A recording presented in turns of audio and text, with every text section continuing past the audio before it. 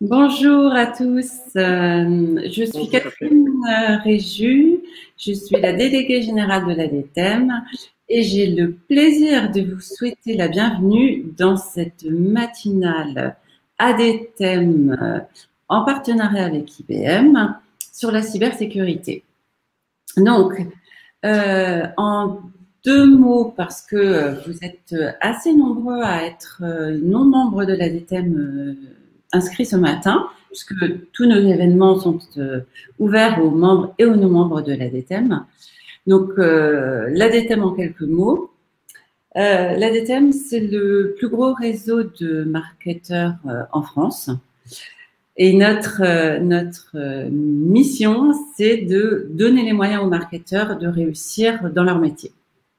Et donc, pour ça, on s'appuie sur quelques piliers qui sont le partage par les rencontres, comme vous pouvez le voir, l'expertise.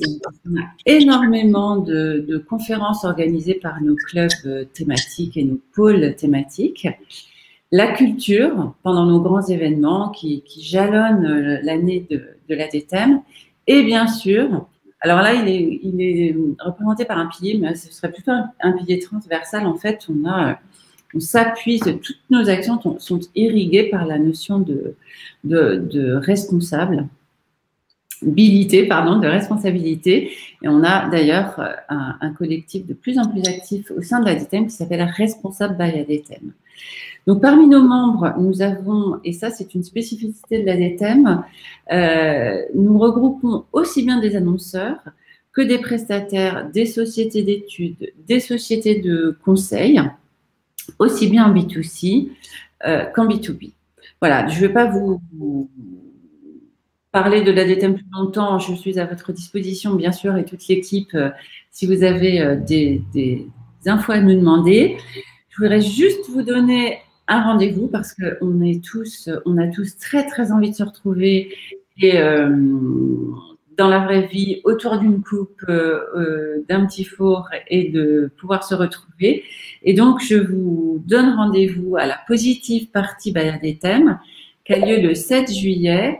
Je pense qu'on est en train de vous mettre le lien sur cette soirée. Et donc, c'est notre déconfinement party, terrasse party. Donc, c'est la Positive Party by ADTEM le 7 juillet. Voilà. Et puis maintenant, je vais donc passer la parole à l'animateur de cette matinale dont le sujet brûlant, s'il en est la cybersécurité. Hein. Vous avez vu que les articles sur le sujet se multiplient. Et il se trouve que les marketeurs sont très concernés par ce sujet et c'est ce que vous allez découvrir ce matin ou vous confirmer dans cette idée ce matin. Donc, je vais laisser la parole à Eric Ox qui nous fait l'amitié d'animer cette matinale.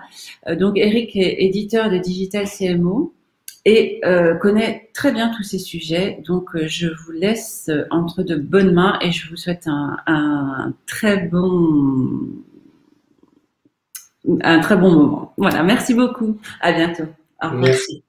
Merci Catherine. On a bien pris note, hein, le rendez-vous pour le 7 juillet, petit four et les coupes de champagne. Je pense que tout le monde le fera avec beaucoup de plaisir. Alors effectivement, le sujet d'aujourd'hui, ce que je vais avoir le plaisir d'animer, c'est un sujet à la fois d'actualité et un sujet de fond, cybersécurité et le rôle central que joue le directeur marketing ou que va jouer le directeur marketing dans le futur autour de ces problématiques. Alors pour en parler, j'ai le plaisir d'accueillir Sébastien Jardin. Voilà, je vais le laisser se présenter. C'est un expert du sujet.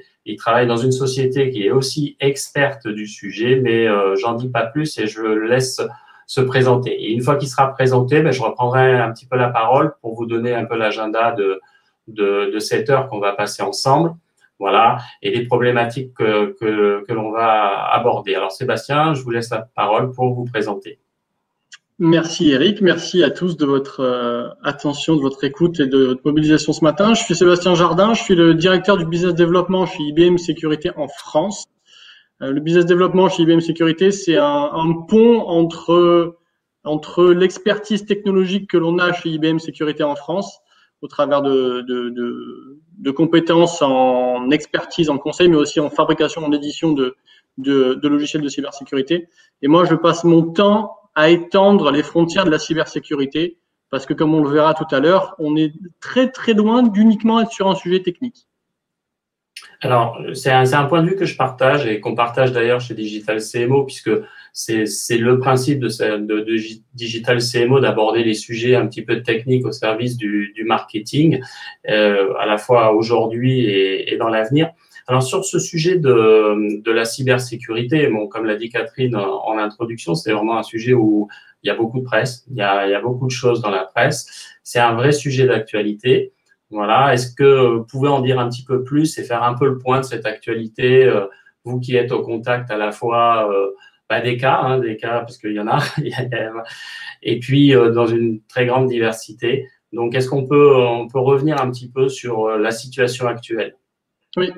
Si vous me permettez, Eric, je vais faire une toute petite parenthèse parce que les membres ADTM ou les participants ce matin ont dû voir deux noms, deux têtes d'affiche pour ce matin. Et j'ai une pensée particulière ce matin pour une confrère qui sera pas avec nous. Elle a eu un souci personnel, donc une grosse pensée pour Jeanne Euré chez Capgemini Invent qui aurait dû répondre à vos questions, Eric, en parallèle de ce que je vais pouvoir faire. Ouais, Jeanne, si j'écoute sur le replay. Ce sera pas aussi bien qu'avec toi, mais on va quand même essayer d'assurer. Aussi bien, voilà. Donc, une grosse pensée pour elle. Encore une fois, ça aurait été un plaisir et un honneur de pouvoir être à ses côtés ce matin, mais la vie en a fait autrement. Pour revenir à votre question, Eric, oui, effectivement, on voit une multiplication des attaques. Une multiplication des attaques qui est grandissante, qui est d'année en année. Je crois que les derniers chiffres partagés par l'ANSSI, donc notre agence nationale de la sécurité des systèmes d'information, fait état de plus de 400% d'attaques en 5 ans. Ce qui est massif. Et on le voit clairement chez nos clients, on le voit clairement, que ce soit des petites entreprises ou des grandes entreprises, on voit clairement une augmentation qui est d'année en année, c'est toujours plus. Quand on les écoute parler, ils nous disent toujours plus, toujours plus, toujours plus. Il y a plein d'explications à ça et sur l'heure qu'on va passer ensemble, je pense qu'on va parler de plein de choses.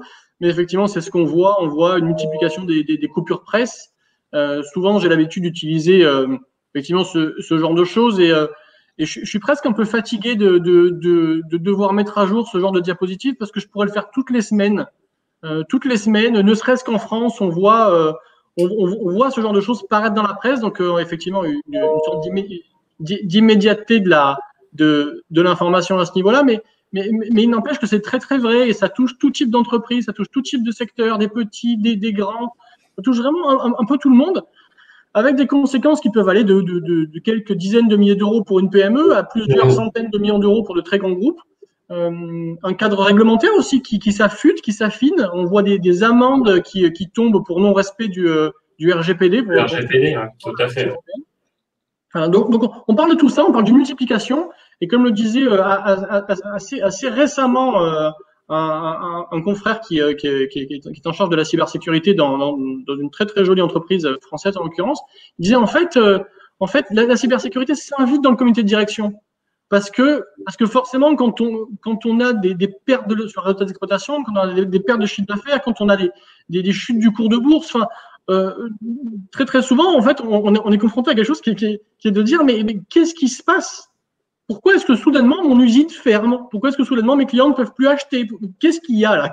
Et ça, c'est ce qu'on voit. Il y a une vraie accélération. Et il y a bon nombre de dirigeants d'entreprise et des directions marketing, clairement, qui ne veulent pas le voir à leur nom ici, alors que ça n'a rien de honteux de se faire attaquer. C'est pas si, c'est quand. Et donc ça, c'est ce qu'on voit. D'accord. C'est donc en fait la partie un peu immergée de l'iceberg aujourd'hui, ces coupures de presse. Parce que dans la réalité, on a quand même l'impression que ça touche, depuis notamment la crise sanitaire et la forte digitalisation, plus d'entreprises que dans le passé, dans tous les secteurs d'ailleurs. Je crois qu'il y a un transparent que vous avez d'ailleurs sur le sujet. Oui, et c'est très très vrai, ça touche tout type d'entreprise. Ça a touché mon médecin de village. Je veux dire, mon médecin de village, je veux dire, j'habite dans un petit village. Ouais. Un jour, je viens le voir parce que j'avais rendez-vous avec lui. Il me tourne son écran et j'avais une grosse tête de mort rouge en plein milieu. Il me dit qu'est-ce que c'est? Moi, j'ai su tout de suite ce que c'était. Mais lui, ça lui paraissait lunaire. pourquoi lui, il travaille tout seul dans son cabinet médical, pourquoi lui? Pourquoi lui? Je pense qu'on va en parler nettement. Un point, Eric, là-dessus. Souvent, dans la sécurité, on utilise le registre de la peur. Moi, j'utilise souvent le registre de l'opportunité, de la création de valeur. Il faut aussi voir que ce qu'on voit derrière ces coupures presse, c'est les attaques qui sont passées et qui ont été impactantes. Toutes nos organisations, toutes nos entreprises sont attaquées tous les jours. Et il y a bon nombre, encore heureux, sinon on ne serait pas là pour se parler, bon nombre d'attaques, de tentatives d'intrusion qui sont déjà bloquées par les systèmes. C'est pas non plus le Far West dehors, hein. On est d'accord. On va parler des profils, on va parler des montants, on va parler de tout ça. Mais gardez en tête que les équipes travaillent déjà, les systèmes sont déjà là. C'est plus ou moins mature, c'est plus ou moins outillé, c'est plus ou moins humanisé. Mais il y a quand même beaucoup de choses qui existent déjà. Parce que sinon, encore une fois, vu le rythme de digitalisation de notre économie, on serait juste plus là, en fait, si on faisait rien, en fait. Et donc, on voit bien que c'est plus seulement un sujet d'experts. On voit qu'il y a des équipes qui travaillent dans les entreprises.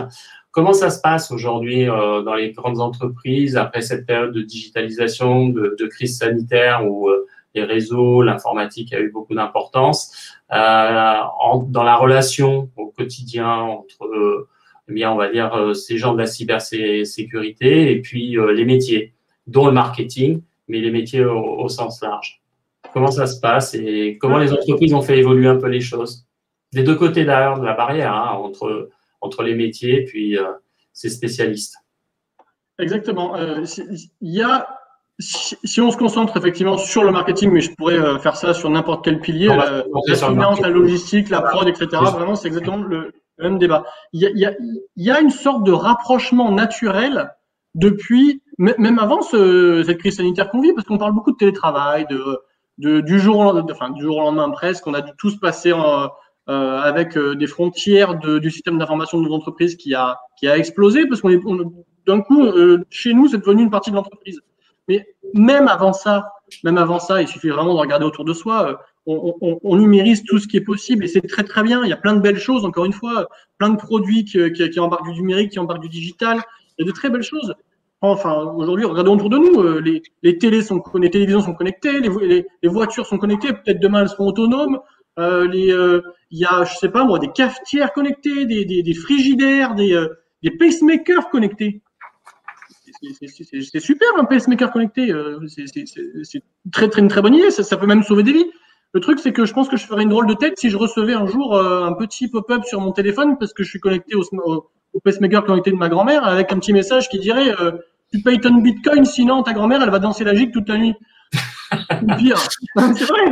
Je pense que je ferais une drôle de tête. Je pense une drôle de tête de consommateur et d'utilisateur, c'est clair. Ouais. Oui, effectivement. Et puis, on a vu des faits divers. On a vu cet employé de Tesla refuser. Vous avez vu ce qui s'est passé chez Tesla? Ça, c'est public, je peux le dire. Un employé de Tesla. Des exemples, oui.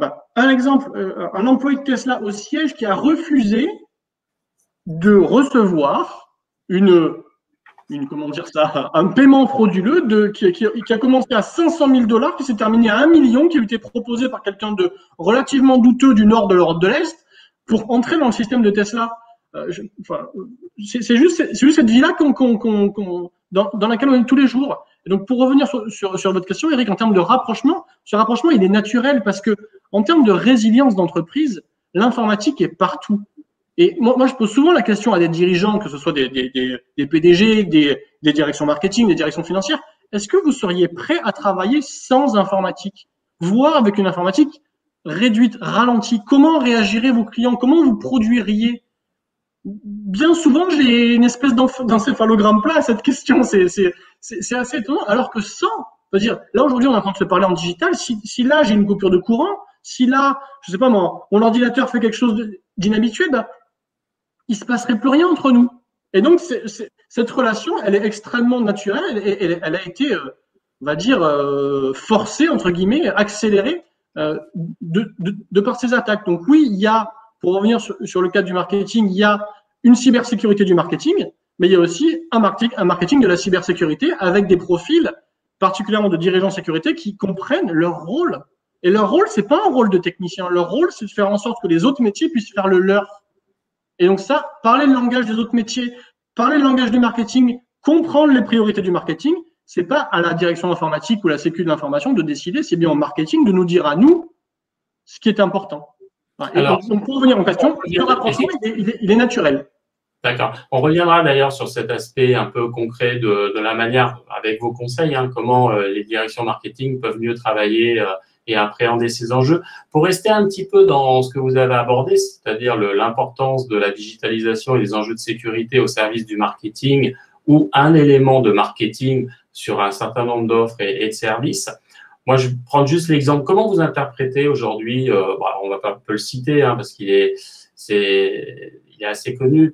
Quand je prends Apple, effectivement, quand on a fait un peu son cœur de marketing là dans ses dernières annonces autour de iOS 15 principalement, mais aussi d'hébergement dans le cloud. Comment vous pensez qu'il y a vraiment une période là, il y a quelque chose qui a basculé et qui fait que toutes les entreprises vont devoir un petit peu s'inspirer de cet exemple? Et moi, je pense que c'est un très très bon exemple que vous prenez là, Eric.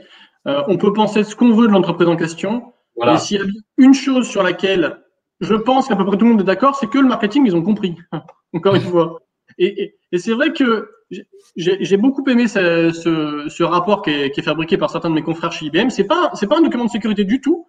C'est une étude qui est faite auprès de plusieurs milliers de dirigeants dans le monde et qui parle de confiance. Et en fait, finalement, le titre est la résultante de ce qui ressort de ces différentes interviews. Et quand vous avez des dirigeants d'entreprise, qu'on soit encore une fois PDG, DAF, marketing, etc., vraiment sur ces profils-là, qui vous expliquent ce qui est demandé par leurs clients, par leurs collaborateurs, par leurs partenaires, par leurs prestataires, tout tourne autour de l'usage de la donnée, la confiance, la numérisation. Et il y a différentes phrases comme ça qu'on peut lire. Une, c'est il n'y aura pas de confiance numérique sans cybersécurité. C'est très très vrai. Toutes ces démarches peuvent s'arrêter en quelques instants si jamais quelqu'un qui a, on n'a pas parlé de profil encore, mais quelqu'un qui gagne sa croûte, mais qui remplit son frigo en étant un cybercriminel, toutes nos belles démarches marketing de création de produits, d'analyse, etc. peuvent se casser la figure en un instant. Si les premiers clients sont déçus parce qu'ils se font voler. Et voler quoi? Voler leurs données, les données qu'ils vous ont confiées, par exemple. C'est un exemple. On est souvent l'exemple de ce super projet en automobile en France de click and collect dans votre coffre. Vous imaginez à quel point les clients peuvent dire non, je vais pas recommander cette nouvelle option dans ma voiture parce que mon colis il n'y était plus dans mon coffre. Vous imaginez tout ce travail, tout cet argent dépensé, ça peut s'arrêter en un claquement de doigts. Vous savez, on dit souvent, la confiance, ça se gagne dans le temps, mais ça peut se perdre en un claquement de doigts. C'est exactement pareil. Les cybercriminels sont, pardon de faire un raccourci un peu rapide, mais presque en concurrent comme les autres. C'est quelque chose de plus qui peut vous faire mettre genou à terre. Comment on traite en concurrent? On les traite. Pour revenir sur la question d'Apple, parce que je fais une très très bonne introduction, ils ont compris. Ils ont compris. À la base, ils vendent quoi?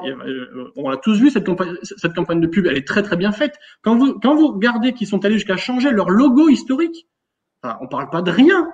D'un point de vue communication externe, d'un point de vue image projetée, on parle de ça. Ils font une communication pour vendre un téléphone mobile sur l'argument de sécurité, sur l'argument de ce qui est privé doit le rester. Je pense qu'ils le font pas par hasard ou par bonté d'âme ou parce qu'ils ont un responsable sécurité qui est extrêmement vendeur en interne. Non, ils le font parce que c'est un argument de confiance, c'est un argument de vente en fait. Et au-delà d'Apple, est-ce que vous avez des exemples chez IBM, puisque vous travaillez quand même avec un grand nombre de secteurs d'activité, des secteurs d'activité sensibles, la banque, des sujets, les hôpitaux, voilà. Est-ce que ça soit en interne ou en externe, on commence à voir un peu évoluer les choses, avec notamment le rôle de ce directeur marketing, qui est sans doute plus impliqué que dans le passé sur ces sujets-là. Alors, dans quel secteur? Je viens de vous dire un peu tous, mais pas tous pareil. Voilà. Pas tous pareil parce que, certes, ils se font tous attaquer. Tous. Je veux dire, qu'on soit dans la banque, dans l'assurance, dans les télécoms, dans les transports, etc., ils sont tous attaqués. L'année dernière, en plus, fait intéressant, 31% des attaques dans le monde ont été perpétrées sur le sol européen, contre le sol européen en l'occurrence. On est le continent le plus attaqué au monde. faut quand même le dire. Ce qui n'était pas le cas l'année d'avant. L'année d'avant, les Américains étaient devant nous, et là, tristement, nous, Européens, on est passé devant. On se fait plus attaquer que tout le reste des continents dans le monde. Mais c'est pas le cas pareil, secteur par secteur. Si vous, effectivement, vous regardez la diapo qui est à l'écran et qui, là, pour le coup, est issue d'un de nos rapports et vous pouvez le télécharger gratuitement en ligne, il y a plein de bonnes infos, notamment les marques ont été les plus usurpées l'année dernière et honnêtement, le classement est très intéressant à regarder. Je vous invite à le lire. Mais au-delà de ça, ça dépend des secteurs. Il y a des secteurs chez qui l'informatique est l'outil de travail, est l'outil de production. Il y a des secteurs qui sont plus visibles que d'autres. Il y a des secteurs qui sont plus vulnérables que d'autres. Il y a des secteurs qui sont plus sous pression que d'autres. Là, vous arrivez sur un acronyme que j'ai inventé tout seul qui s'appelle VVP. Vulnérabilité, visibilité, pression. Bref, on pourra en parler après, Eric, si on a un peu le temps. Pour revenir sur cette diapositive, c'est très intéressant parce que concrètement, c'est plein de bon sens. Rappelons, le but du jeu des cybercriminels, c'est de gagner de l'argent à vos dépens. Point. C'est de la cybercriminalité tout court. Et c'est de la criminalité tout court, comme il en existe depuis que le monde est monde. Oui, il y a encore des profils qui sont là pour prouver qu'ils peuvent. Donc oui, l'étudiant dans son garage existe encore, oui. Il n'empêche que la majeure partie des attaques qui se voient, ça a un objectif pécunier, gagner de l'argent à vos dépens. Quand on regarde les secteurs d'activité, forcément, ils réagissent pas tous de la même façon, parce que forcément, ils sont pas tous exposés de la même façon. Ce VVP, il n'était pas vrai pareil en 2019 dans le secteur du transport par rapport à 2020. Qu'est-ce qui s'est passé l'année dernière? Est-ce qu'on a beaucoup pris l'avion? Est-ce qu'on a beaucoup pris le train? Moins qu'avant. Donc forcément, ils sont devenus moins intéressants que le secteur manufacturing, par exemple. C'est assez étonnant de voir que le secteur du transport, du moins dans notre lecture, et croyez-moi, on analyse plus de 150 millions d'événements par jour, nous, chez IBM. Pas rien, hein, encore une fois, d'événements de sécurité. Ben, on s'est aperçu que, oui, le monde du transport est passé du rang 3 au rang 9, et que le monde du manufacturing est passé du rang 8 au rang 2. En fait, c'est extrêmement logique. C'est extrêmement simple, en fait, à expliquer. Le but du jeu, le rôle, entre guillemets, c'est difficile à dire, mais des cybercriminels, c'est vivre à vos dépens. Où est-ce que est le meilleur retour sur investissement? Sur des entreprises qui sont visibles, vulnérables, parce que peut-être pas forcément aussi équipées que les banquiers. N'oublions pas que Banque Assurance reste numéro 1, mais en termes d'impact, on les voit assez peu dans la presse, en fait, mais parce qu'ils sont pour la plupart assez matures, en fait. Ils ont commencé à se faire attaquer avant aussi, d'ailleurs, en passant. Peut-être pour ça qu'ils sont plus matures que les autres. Aussi parce que l'informatique est leur outil de travail. Donc, en fait, nous, ce qu'on voit, c'est des degrés de maturité qui sont assez différents. Et que ce soit de petites entreprises ou de très grandes, d'ailleurs, en passant. Nous, on travaille avec tout type d'entreprise, concrètement. Et ça, c'est très flagrant dans les chiffres et sur le terrain. Très, très flagrant. Très bien. Donc, je pense qu'on a vraiment bien abordé le contexte et on voit bien l'importance du sujet, y compris donc pour cet objectif marketing lié à la confiance. Je voudrais aborder dans une deuxième partie de cet entretien un petit peu ce qu'on peut faire concrètement pour mieux appréhender ces enjeux. Donc déjà dans la relation avec ces experts de la cybersécurité que vous connaissez bien, quels sont un peu les conseils utiles que vous pourriez donner à des directions marketing qui aujourd'hui, sont pas un petit peu frileuses vis-à-vis de ces sujets un peu techniques, mais qui ouvrent pas forcément volontiers la porte de leur bureau, voilà, ils sont un peu souvent cachés, voilà, ils sont pas au même étage, donc comment faire déjà dans un premier temps? On frappe à la porte du bureau de la DSI ou du responsable de sécurité et on lui dit ce qu'on veut ou c'est un peu plus collaboratif et il y a un peu plus de co-innovation à aller chercher? Alors, déjà, encore une fois, pour rappel, la cybersécurité nécessite des experts. Pour faire le travail correctement face à une menace intelligente, n'oublions pas que des cybercriminels, c'est des humains et parfois ils sont brillantissimes. Quand on voit des types d'attaques, des fois on se dit « Ah oui, ce serait pas mal qu'on puisse les embaucher en fait. » Parce que certains sont très très bons. Pas en train de leur jeter des fleurs, mais blague à part, des fois, c'est une menace vraiment intelligente. Et donc, pour faire face à ça, pour se protéger contre ça, j'ai pas dit défendre d'ailleurs en passant, j'ai dit se protéger.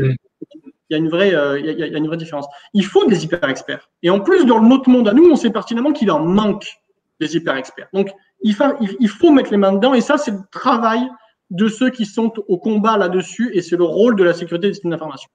Pour autant, qui crée la valeur? Qui Qui va chercher les nouveaux clients? Qui décide les nouveaux produits? Qui les développe? Qui vend? Qui crée? Qui co-crée?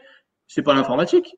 C'est pas la sécurité de l'information. Loin de là. Nous, notre rôle, c'est faire en sorte que les autres puissent faire leur métier. Donc, moi, un conseil que je donnerais, je donne ce genre de conseil déjà aux camarades à la cybersécurité. Ouvrez vos chakras. Ouvrez vos portes. Sortez de votre tour d'argent. Parlez le langage de ceux pour qui vous êtes là, sans qui vous n'avez pas de sens. Parce qu'encore une fois, la sécurité pour la sécurité, ça sert à rien. Tout le monde s'en fout de la sécurité pour la cybersécurité.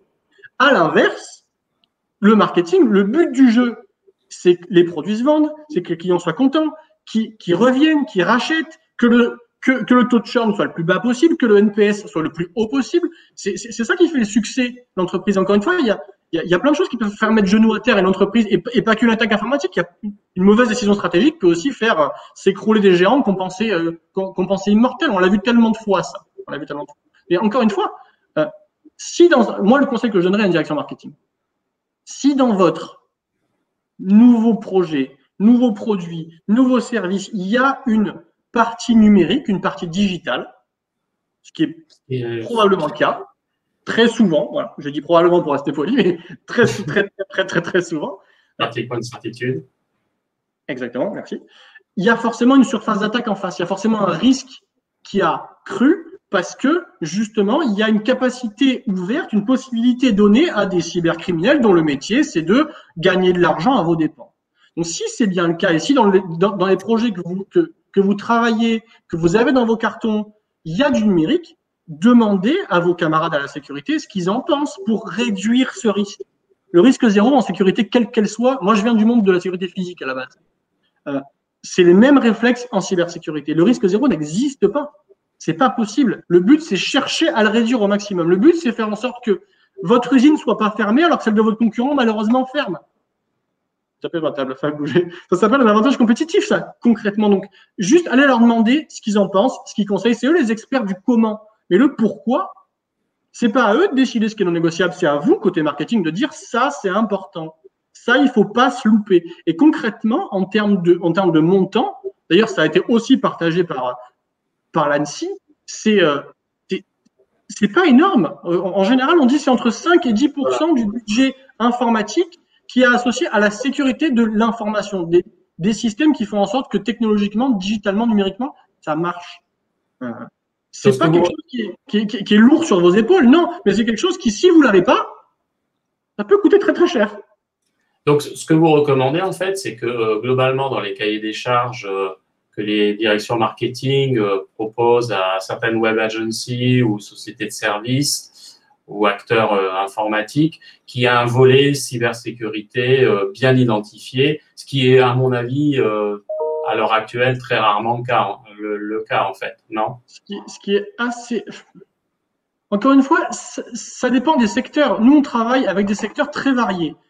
Si je prends des secteurs pour qui la sécurité est presque dans leur ADN, le monde du transport, c'est dans leur ADN. Encore une fois, quand on fabrique des trains ou des avions, le risque, il est quand même très, très humain, très, très physique, en fait.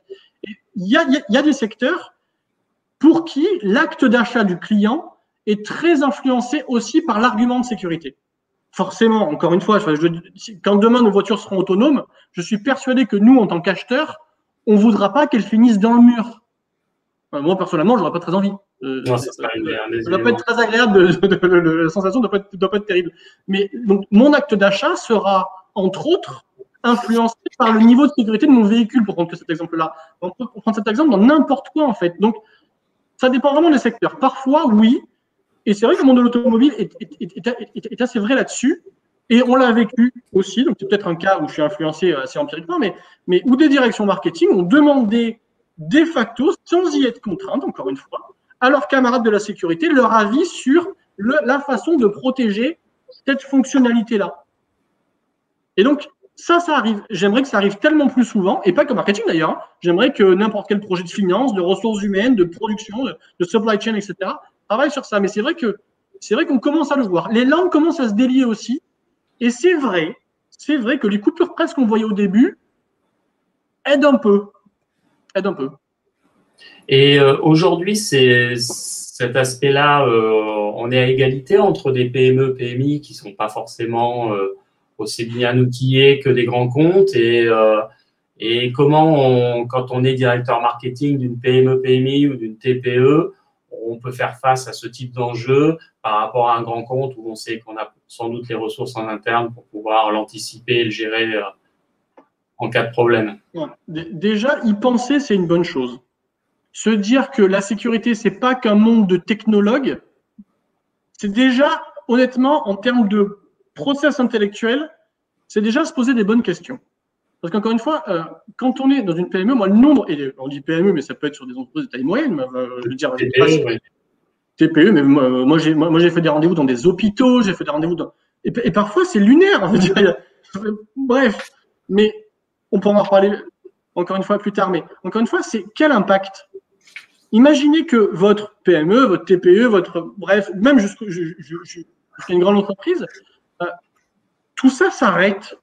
Tout ça, votre outil de travail s'arrête, votre outil de production s'arrête, votre outil de collaboration, votre outil de vente, d'adressage client s'arrête. Parce qu'il est bloqué, parce qu'il y a un petit malin en face qui s'est dit, tiens, je suis arrivé à rentrer, je pense qu'il y a matière à récupérer de la donnée, la rendre sur le marché noir, je pense qu'il y a matière à récupérer une rançon, voire à rançonner les gens dont j'ai volé les données.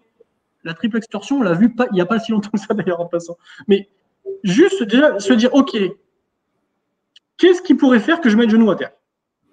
Si un des axes, c'est mon informatique, et qu'on soit PME ou très grand groupe, c'est exactement le même principe. Hein. Est-ce que je pourrais survivre? Quand j'ai lu, il y a 15 jours, le rapport d'un courtier en assurance français qui dit la chose suivante, le risque de défaillance pour une PME en cas de cyberattaque, c'est 80% en France. De clés sous la porte, hein, de défaillance. Ben oui, parce que une grande entreprise peut peut-être se rattraper. Et une grande entreprise, vraisemblablement, vu qu'elles ont été attaquées avant, elles ont commencé à se protéger avant. Donc, elles sont un peu plus résilientes. Mais quand c'est le cas de 99% du tissu économique français qui s'appelle de la PME et qui est moins mature, moins équipé, qui n'a pas les ressources en interne, déjà, pensez-y, faites appel à des compétences qu'ils savent faire, et c'est pas que les compétences techniques, encore une fois, mais entourez-vous. Et encore une fois, ça va pas vous coûter une fortune. Parce que c'est chacun son niveau, chacun son pourcentage. Quand vous regardez l'impact, par contre, d'une cyberattaque sur une PME, en pourcentage, il est plus important que sur une grande entreprise. Et c'est lié au niveau de maturité, c'est lié au niveau de protection. Et donc, est-ce qu'il faut, quand on est directeur marketing, finalement, avoir dans sa roadmap marketing annuelle un plan sécurité des données? Il faut avoir un plan sécurité tout court. En fait, il faut pas un plan sécurité. Il faut se dire comment je veux que mon business réussisse. Et comment mon business va réussir, pardon, c'est pas presque une palissade, mais c'est en ne s'arrêtant pas.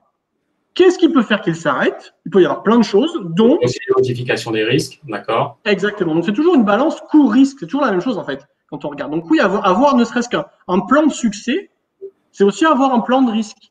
Nous, notre métier, c'est assez dur à dire, mais on est toujours en train de penser à ce qui pourrait mal se passer. Vous savez, c'est un peu comme…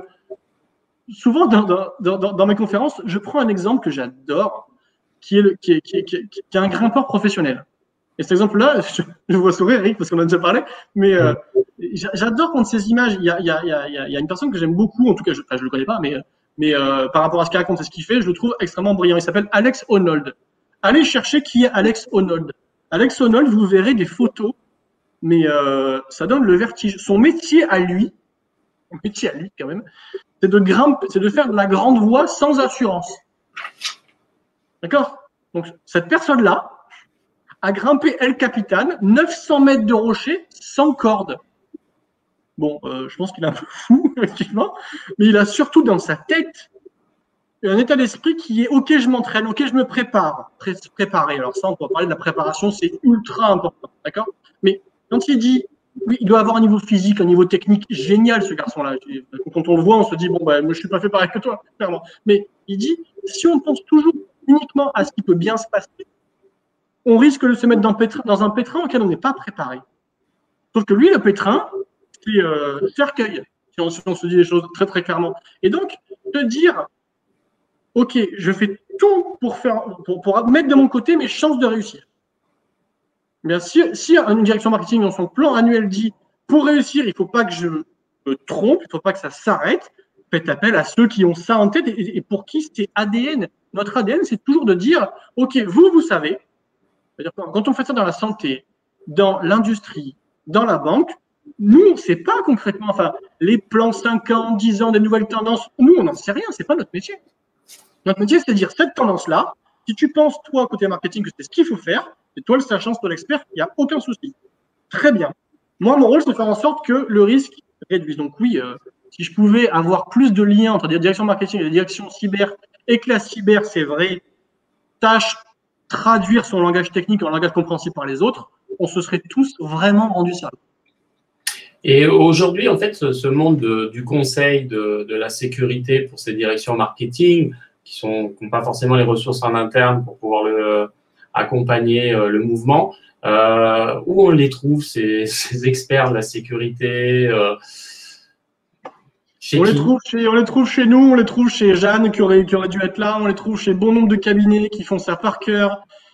Et surtout, enfin, et encore une fois, en France, on a pléthore de très très bons acteurs, des petits comme des très grands. Enfin, si vous allez voir sur mon profil LinkedIn, vous verrez qu'on travaille avec un paquet de gens très très compétents. Ce qui est important de voir là-dedans, c'est que, je veux dire, c'est comme toute chose qu'on ne connaît pas.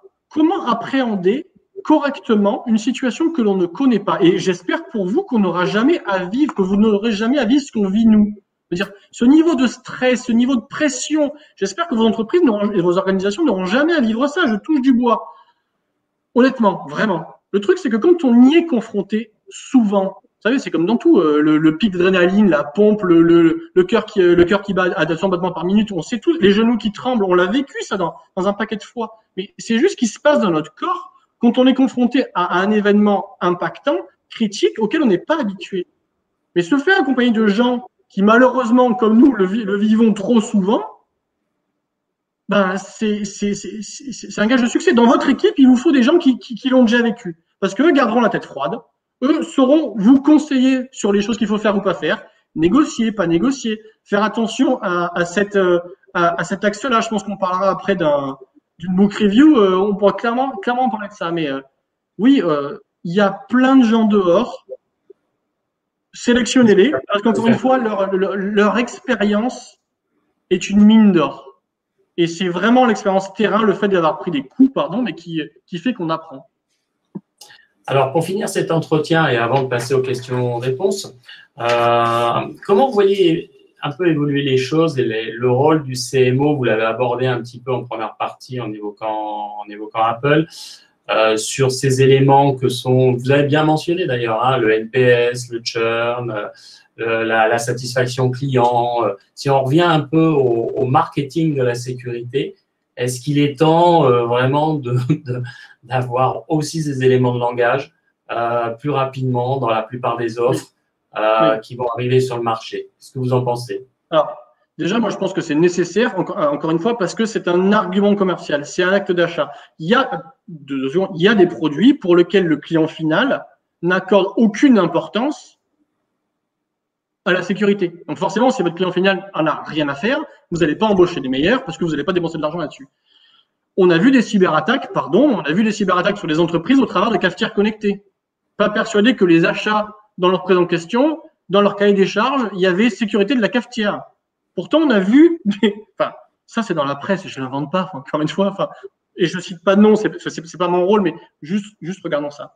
Et je ne sais plus ce que c'était votre question. La question, c'est est-ce qu'il est temps qu'on parle plus de sécurité dans les propositions de valeur des offres commerciales et marketing, plutôt que de ne pas en parler en faisant comme si tout était déjà protégé. Voilà, c'est un peu il y a deux théories marketing, le dire ou ne pas le dire.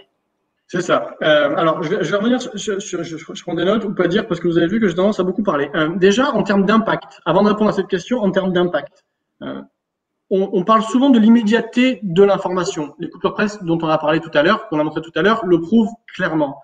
Quand on regarde l'impact concret d'une cyberattaque qui a réussi, donc qui a profité aux cybercriminels, on n'est pas sur de l'immédiateté. Oui, il va falloir remonter les machines, etc., mais les clients les entreprises qui se font impacter, encore une fois, elles le vivent sur 3 à 5 ans. Le vrai impact, parce que les clients s'en vont, la perte de confiance. On a vu des entreprises pour qui le cours de bourse a chuté de 15% dans les 10 jours. Enfin, on parle juste de ça. Reconstruire un système, embaucher, des amendes, enfin, bref, 3 à 5 ans. Le budget de l'année prochaine, votre budget marketing de l'année prochaine sera légèrement grévé si votre entreprise a perdu plusieurs dizaines de millions parce que vous êtes un grand groupe et parce que, comme ça, du jour au lendemain, pour rien, vous avez ce type de perte en termes de recrutement, de nouveaux talents, en termes de nouvelles campagnes, en termes de R&D. Forcément, vous allez avoir un moins. Et ce moins-là, vous avez le vivre, mais si votre concurrent direct, lui, par chance ou par maturité ou par protection, ne l'a pas vécu, vous avez un écart qui se crée d'autant plus. Donc oui, ça paraît tellement évident à expliquer. Qui est responsable in fine, regarde. Exemple. Oui, c'est un peu la question. Qui est responsable? Exactement. Enfin, moi, je me suis souvent posé la question pour moi-même. Et souvent, je dis, revenons à des choses simples, très terre à terre. Comment moi, je réagirais, moi, personnellement, je réagirais si je me faisais attaquer ou corrompre ou malmener au travers d'un produit ou d'un service que j'ai acheté à une entreprise. Est-ce que cette entreprise-là, déjà, je la recommanderais à mes pairs, à mes amis? Pas sûr. Est-ce que cette entreprise-là, je rachèterais ces nouveaux produits? Pas sûr non plus. Donc, vous voyez que moi, en tant qu'humain, voilà comment je réagirais. Mais je suis aussi client, je suis aussi citoyen concrètement. Et forcément, je ne vais pas en vouloir aux techniciens informatiques, à la sécurité. Non, j'en veux à la marque. Je dis cette marque-là. Je ne vais pas dire la personne à la sécurité, elle a loupé le patch. Qu'est-ce que j'en sais? J'en sais rien, non.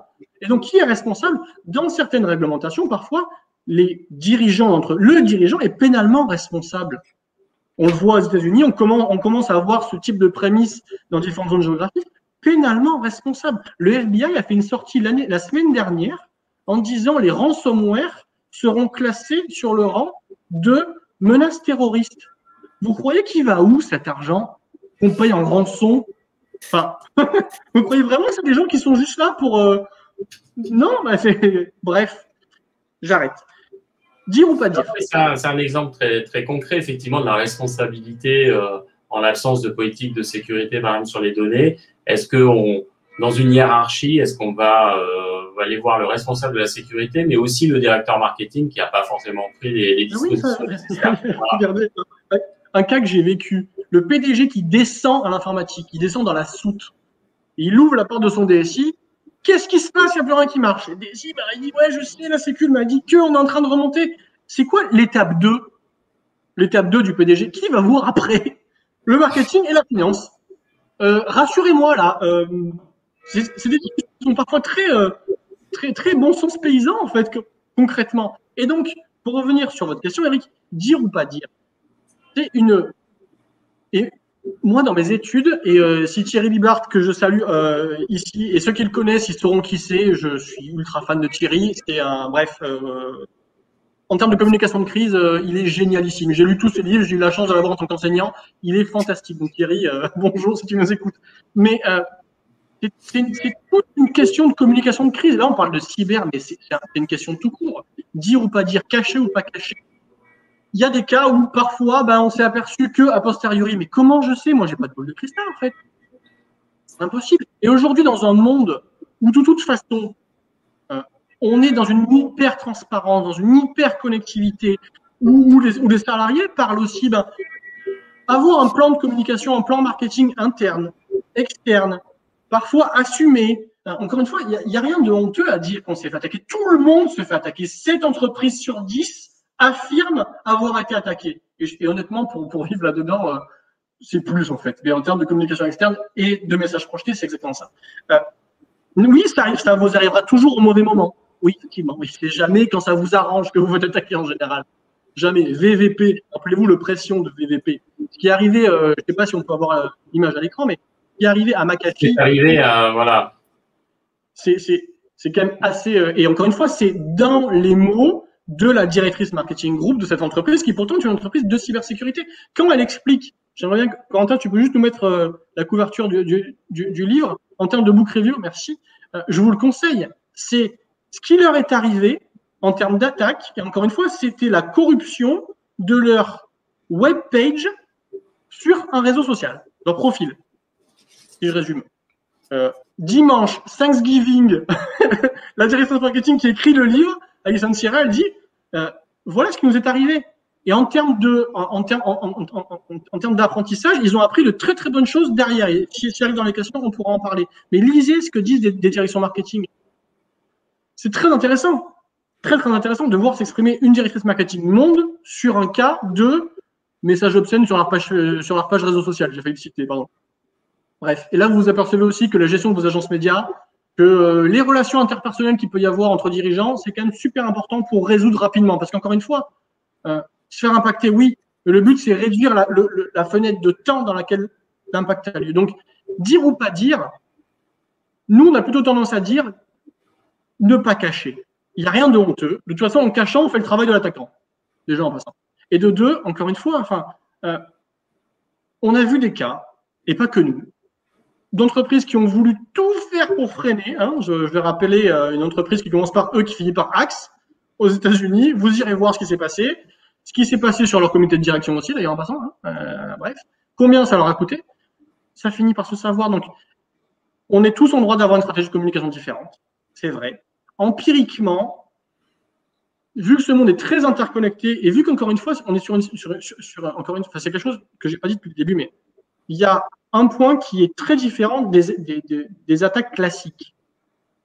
Très différent. Quand on regarde la mondialisation, la factorisation des systèmes informatiques. Je prends un exemple tout simple. Combien dans le monde il y a de systèmes d'exploitation? Combien il y en a, Eric? De systèmes d'exploitation sur poste de travail ou Oui, entre les téléphones, les postes de travail, les serveurs, combien il y en a? Ah, je sais pas, mais je pense qu'il y en a 5, 6. Une poignée. Voilà.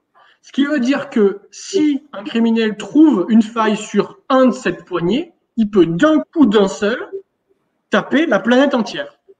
Avec un vide juridique incroyable quand on se trouve dans des pays qui ne procèdent pas à l'extradition ou qui couvrent certaines activités d'ailleurs en passant. Ça, quand on l'a compris, on a compris qu'on est à l'abri de rien. On le sait très très bien que c'est un pour N, que c'est pas toujours des attaques ciblées et on sait pertinemment que c'est beaucoup plus rentable d'attaquer une entreprise à 18 000 km sans avoir aucun risque juridique que de prendre un lance-roquette et de tirer sur un convoyeur de fond dans la rue. On le sait. Donc, dire ou pas dire, nous, on a tendance à dire partageons. Vous savez, on dit tout le temps la résistance d'une chaîne se mesure à celle de son maillon le plus faible. On est tous les maillons d'une même chaîne digitale. On le sait très bien. Donc, vous avez mon point de vue. D'accord. Donc, pour conclure un petit peu sur cette partie, sur l'importance qu'a le CMO dans le futur, sur ces sujets de cybersécurité, je pense que l'exemple de McAfee est vraiment très, très intéressant. C'est-à-dire que c'est un problème de réputation à la base sur un réseau social. Et si on n'est pas capable de contrôler la chaîne de sécurité avec son agence média et qu'on l'a pas anticipé finalement dès le début ou qu'on l'a pas inscrit en termes de plan, eh bien, on peut se retrouver dans le cas de McAfee et puis peut-être sans les moyens de McAfee, c'est-à-dire parce que pas de ligne directe avec Zuckerberg pour le faire. Donc, je pense qu'on on voit bien l'importance. On peut se retrouver dans une situation où, encore une fois, heureusement que le PDG de McAfee avait accès direct à tout en haut, vous l'avez cité, encore une fois, parce que c'est ce qu'elle explique, c'est pas moi qui le dis, c'est ce qu'elle explique dans le livre. Ils se sont vus dire, bah non, on vous connaît pas, vous directement, vous êtes un petit client pour nous, parce que finalement, de l'achat de pub, vous faites tout par votre agent, donc vous, on vous connaît pas. Et on est dimanche à Thanksgiving, quand ça leur arrive, d'accord? Ils se sont vus donner un délai de résolution qui vous ferait, pardon, mais pleurer. Pleurer, vraiment. C'est en semaine, oui, je crois. Ça se comptait en nombreuses semaines. Et c'est ce qu'elle explique encore une fois, et c'est la directrice marketing. Quand elle dit plus jamais, on veut avoir accès direct, ce risque-là, si ça nous arrive encore, on veut le maîtriser. Il y a des conséquences qui sont des conséquences de décision marketing. Oui. D'accord. Donc, on est arrivé au terme de l'entretien. Je crois qu'on a bien abordé à la fois les enjeux, la place du CMO, ce qu'il devait faire pour mieux anticiper ces risques, à la fois en termes de marketing et aussi en termes de prévision de ces enjeux. Et on a des questions. Voilà. Donc, pour finir, alors on a des questions à la fois techniques et des questions plus stratégiques. Je vais commencer par les questions un peu plus techniques. Il y a une grosse, mais ça ne m'étonne pas. Aujourd'hui, beaucoup de PME, PMI, les grands groupes sont confrontés à l'hébergement des données. Et la question que se pose notamment un certain nombre d'internautes là qui sont connectés, c'est est-ce que le cloud est vraiment sécurisé? Qu'est-ce que je fais avec mes données? Il y a aujourd'hui mes données de CRM, mes données clients, ma base client. Est-ce que le cloud est vraiment sécurisé? Alors, je sais que vous êtes à la fois acteur cloud et dans la sécurité, mais est-ce que vous pouvez répondre à cette question? Est-ce que le cloud est vraiment sécurisé? Alors, vous me laissez une demi-microseconde, c'est l'avantage du télétravail. Mes excuses, encore une fois, je reviens, j'arrive.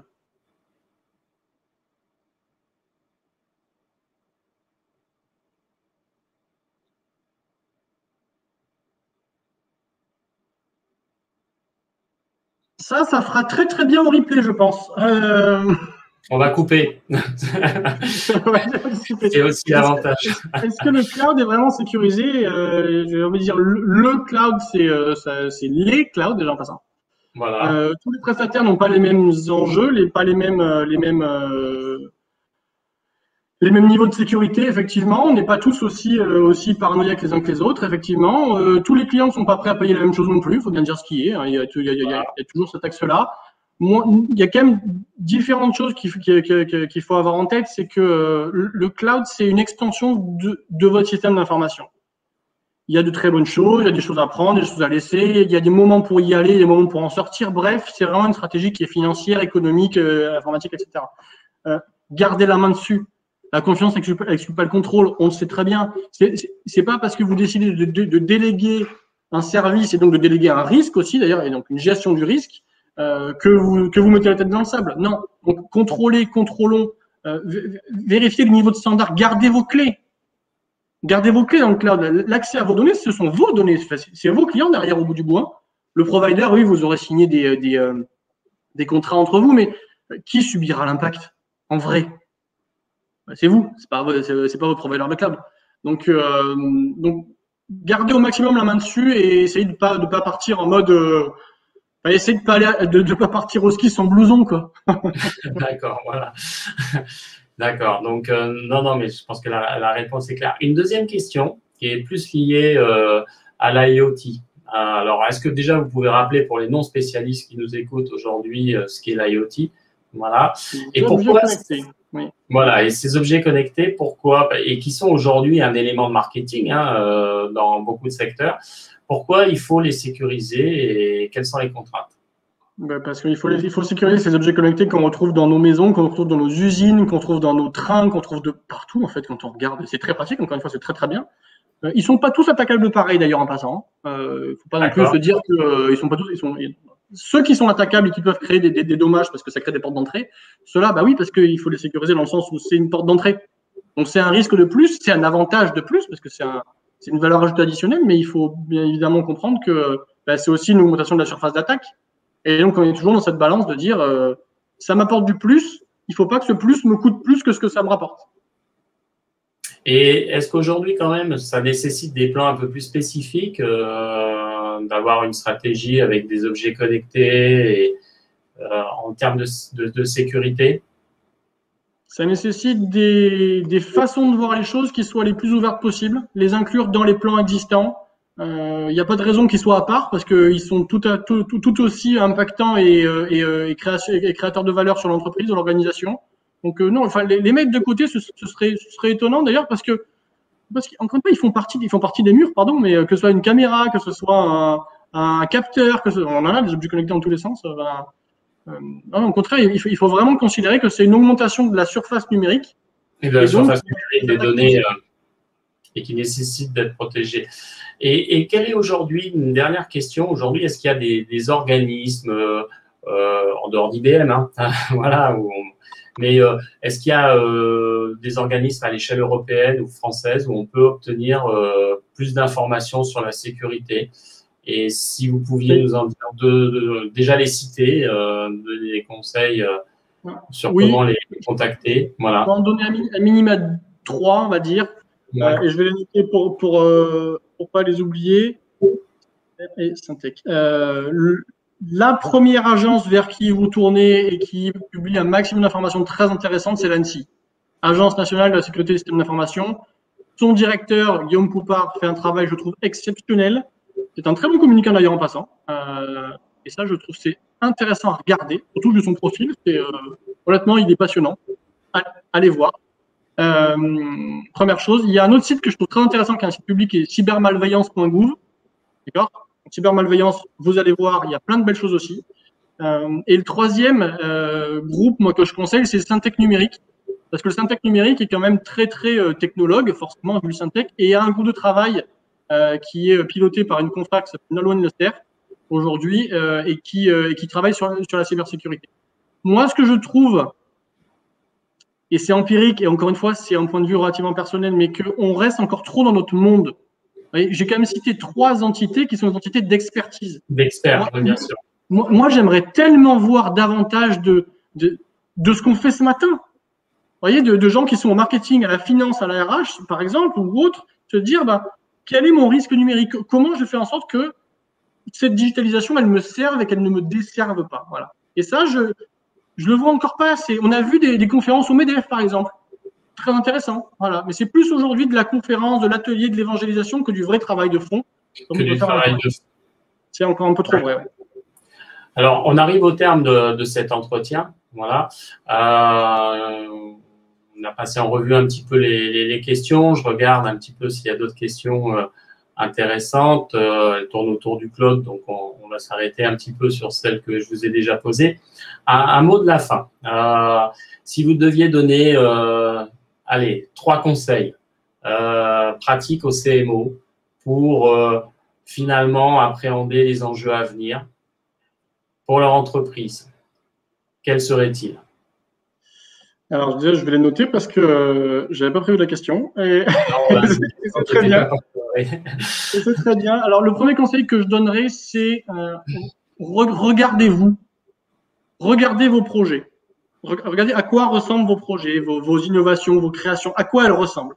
Si à l'intérieur de ça, il y a du numérique, ouvrez la porte. Ouvrez votre porte déjà et ouvrez la porte de vos confrères qui sont là juste pour faire en sorte que vous puissiez travailler correctement en termes de risque digital. Donc, premièrement, juste regardez-vous et évaluez le risque. Peut-être que vous direz, peu importe, et ce sera votre choix. Peut-être que vous direz, non, ce risque-là, il faut que je le gère. Peut-être que vous direz, ce risque-là, il faut que je le délègue. C'est un des aspects du cadre, par exemple, en passant, de déléguer. Voilà. Déjà, regardez-vous. Deuxièmement, quand vous vous êtes regardé, décidez en votre âme et conscience ce qui n'est pas négociable pour vous. Parce que c'est ça qui va être prioritaire à sécuriser. C'est ça que vous allez devoir dire, ma priorité 1, mon camarade à la sécurité de l'information, c'est ça. Le reste, si tu peux, c'est bien. Mais ça, là, ce non négociable, ça, c'est à vous de le décider. C'est en votre âme et conscience que vous allez dire. C'est au marketing de le décider. C'est au marketing de décider. C'est pas l'informatique de décider de ça. C'est à vous de décider. Et le troisième, c'est réfléchir résilience. Réfléchir résilience. Le but, c'est d'avancer. Le but, c'est de gagner. Le but, c'est d'être sur la première place du podium. Vous ne voulez pas être deuxième, troisième. Bon, des fois, sur certains marchés, c'est intéressant, mais au final, vous voulez quand même gagner. C'est-à-dire, qui veut être Raymond Poulidor? Pardon, mais bon, bref. Bref, vous avez compris l'idée.